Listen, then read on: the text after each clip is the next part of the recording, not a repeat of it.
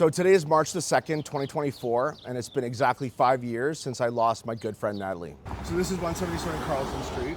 So do you see this main floor here?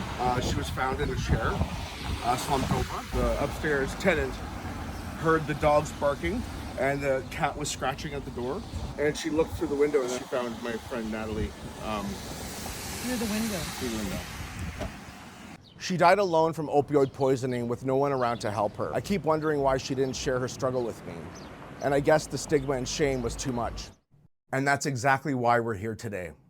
Since the pandemic, we've escalated our efforts through Heart2Heart CPR to train over 250 community responders through an initiative in honor of Natalie. This photo of our Member of Parliament and Federal Minister, Marci Ien, shows the direct impact of our work.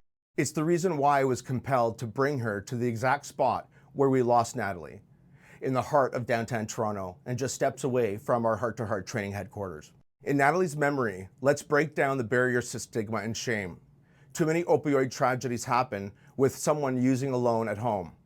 It's crucial we talk openly about it.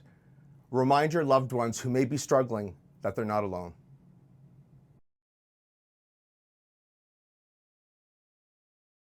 And you know what, Nick? You shared that Natalie helped you in so many ways, right? In so many ways. So obviously she had a great love for you, right? And look at what you're doing. Like, she helped you do that, right? She really Even did. through this. Even through this, she helped you do that. I feel her hand on my back. I can, yeah. Thank you, Marci. Oh my gosh. Thank you for sharing. I'm so glad to.